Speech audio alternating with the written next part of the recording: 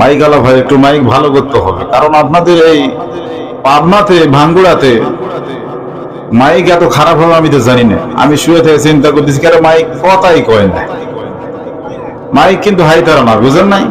কথা বললে যদি খুব ধার না থাকে, বুঝেন তো, আপনার হাতের রথ ছিঁড়ে যাওয়ার লেগে খুব মারলে হয়, আর কাজ করাও শান্তি হবে না। হবে কায়দাত নাই ধার, আপনি ধান কাটতে মজা লাগবে, আপনার যদি ই ধান হয় না?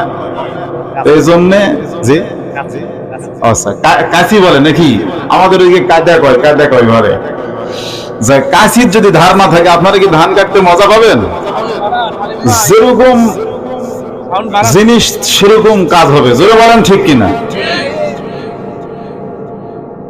আমি আপনাদের মাঝে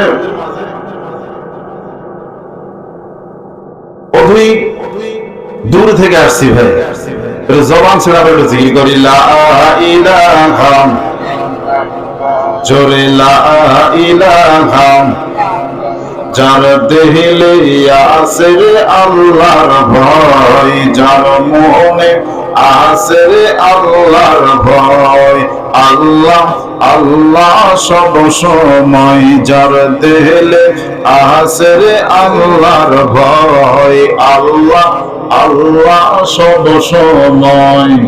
আহার নিদেরা ভালো লাগে না, এই দুনিয়া ভালো লাগে না, ভালো লাগে শুধু আল্লাহ লা ইলাহা।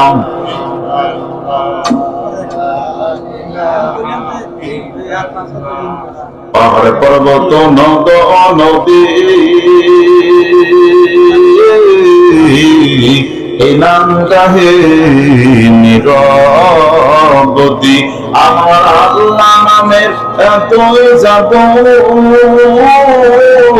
আমার আল্লাহ নামের এতই মধু, লুকিয়ে রাখছেন হে আল্লাহ লা ইলাহা ইল্লাল্লাহ। এমন জিকির করুন। মহিলাটা কোন দিক ভাই? এখান থেকে আওয়াজ পাবে। আপনারা পুরুষেরা এত ঢিলামো আওয়াজ করেন ভাই, সামনেতে যাতে কোন মহিলাই প্রধানমন্ত্রী না হয়, এটা আমার আশা। আপনাদের কি আশা? বিএনপি আওয়ামী লীগ যে দলই থাকেন ভাই, আমি কারো বিরুদ্ধে বলি নাই। আমার প্রশ্ন হলো যে কোন মেয়ে আমরা উপরে থব না। কোরআনে কোন জায়গায় লেখা আছে মেয়ে উপরে থোয়া যাবে? আর রিজালু কাওয়ামুন আলান নিসা, পুরুষ হলো নারীর উপরে। জোরে বলেন কার? জোরে বলেন কার উপরে? নারীর উপরে হলো পুরুষ। তাহলে উপরে যদি এখনই তো আপনার উপরে থেছেন মহিলা, পরে আবার কি করবেন ভাই? এই